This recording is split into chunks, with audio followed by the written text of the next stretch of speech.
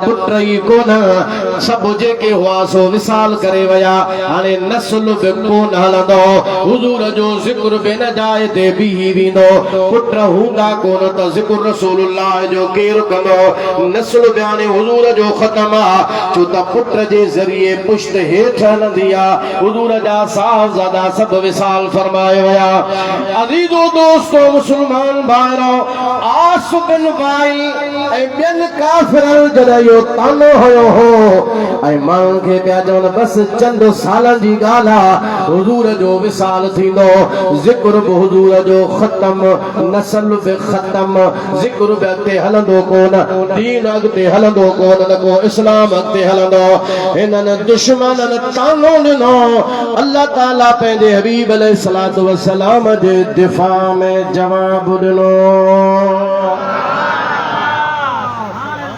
मुहिब जी मोहब्बत कंदड़ धी या आदत आ तरीक़ो आ त महबूब जे मथां केरो आंगुर खणे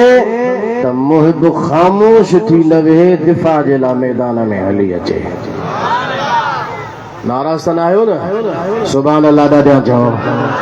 तो असां बि न जॾहिं अहिड़ी ॻाल्हि कंदा आहियूं कंहिंजे बारे में पोइ चवंदा आहियूं इख़्तिलाफ़ी ॻाल्हि फलाणी ॻाल्हि इहा न कयो फलाणा छॾे ॾियो इन्हनि खे हुननि छॾियो आहे जो तूं असां खां थो चई त रिआयत का हिननि जे मथां थी हिननि मुजादा मुहिब जो कमु इहो आहे त महबूब जे मथां केरु आंगुर खणे त बर्दाश्त न करे जेकॾहिं अलाह हुननि खे छॾे ॾे हा त पोइ या रसूल अल्लाह चवण वारा सुन्नी मुस्लमान बि हिननि खे छॾे ॾियनि अलाह जवाब ॾिनो सुन्नी बि जवाब ॾींदो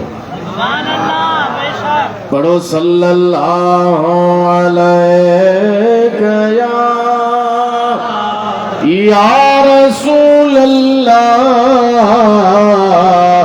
वसल्लम अलैका या हबीब अल्लाह अल्लाह फरमायो इन्ना आतैना कल कौसर ऐ मुजाबी बसा तोखे कौसर अता फरमायो आ कौसर जूं माना मुख्तलिफ लिखियूं वयूं आहिनि इमाम कुर्तुबी पंहिंजे तफसीर में उन जूं 14 मानाऊं लिखियूं आहिनि कौसर मां मुराद हौज़े कौसर बि आहे कौसर मां मुराद जन्नत वारी नहर बि आहे कौसर मां मुराद कसीर उम्मत भी आ कौसर मां मुराद हर भलाई भी आ कौसर मां मुराद खैर कसीर भी आ कौसर मां मुराद घणी औलाद भी आ अल्लाह ताला फरमायो महबूब दुनिया जे लाइ तरीक़ो इहो आहे त हमेशा माण्हुनि जी औलाद पुत्र जे ज़रिए हलंदी आहे पर महबूब तुंहिंजे लाइ उसूल इहो कोन्हे हुजूर ख़ुदि फरमायो त ॿियनि जो नस्ल पुटनि खां हलंदो पर मां मोहम्मद जो नस्ल क़यामत ताईं मुझे न्याणी खातून जन्नत जे ज़रिए हलंदो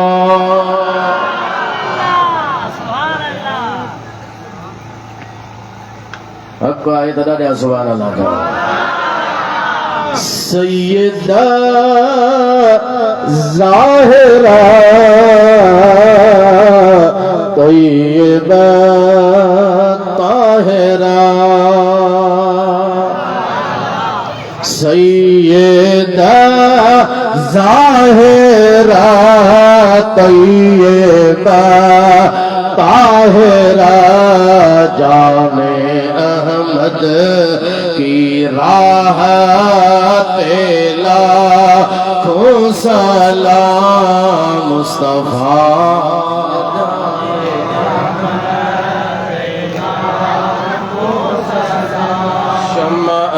बज़ में हिदायत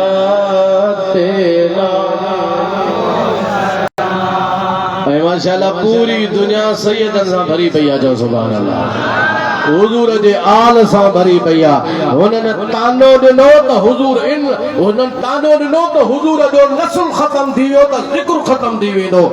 अल्लाह फरमायो महबूब इन्हनि ताननि वारनि हिननि हार मां तोखे कौसर ॾिनो आहे तोखे औलाद बि कसीर ॾिनमि त महबूब उम्मत ज़िक्र करण वारी बि तोखे मां कसीर ॾेई छॾी मूंखे ॿुधायो क़ुरान जो मुहाफ़िज़ केरु आहे? ज़ोर सां जो क़ुरान जो मुहाफ़िज़ केरु आहे? अल्लाह। पर तव्हांखे लखे करोड़े हाफ़िज़ मिलंदा, मुहाफ़िज़ ख़ुदि ख़ुदा आहे, पर उन हिफ़ाज़त जो तरीक़ो इहो आहे त उम्मत में लखे तव्हांखे मिलंदा जेके क़ुरान खे अज़बर सीने में यादि कयो वेठा। हिफ़ाज़त क़ुरान जी हले पई न, अहिड़े तरीक़े सां हुज़ूर जे ज़िक्र खे अल्लाह पाण बुलंद फरमायो आहे। ऐं उन बुलंदीअ जो हुज़ूर जे रिफ़त जे ज़िक्र जी रिफ़त जो हिकिड़ो अंदाज़ इहो आहे जो उम्मत मुस्तफ़ा जी मैदान में आहे। हूअं त 12 महीना मीलाद, पर रबीउल अव्वल में वरी ख़ासि हुज़ूर जे लाइ मीलाद उम्मत मलाए ज़िक्र कंदी रहंदी आहे। जे क़ुरान जे हिफ़ाज़त जो ज़िम्मो अल्लाह पाण फरमायो मां नाज़िल कयो आहे, उन जो मुहाफ़िज़ में मां पाण आहियां। पर इंसान हाफ़िज़नि जे ज़रिए हिफ़ाज़त हले पई ऐं हुज़ूर जो ज़िक्र ख़ुदा पाण बुलंद फरमायो। ऐं बुलंद करण जी हिकु सूरत इहा आहे जो रबीउल अव्वल में ख़ासि तरह आम महीननि में आम तरह उम्मती हेठि कोन थींदा आहिनि, कदम पोइते कोन खणंदा आहिनि, कदम अॻिते वधाए मुस्तफ़ा जे मीलाद जी ख़ुशी मल्हाईंदा। तलबी जे घर आबाद थे, महबूब जो मीलाद कर, थोड़ा घना कुछ ॾेई करणा पंहिंजे यार खे तू याद कर। एरे ने आरियो सुभान अल्लाह ॾाढा चओ। अज जा बजा हर मुल्क में हर के हबीब जो काज क्यों, हर के हबीब जो काज क्यों, तुम शाहन शाह जो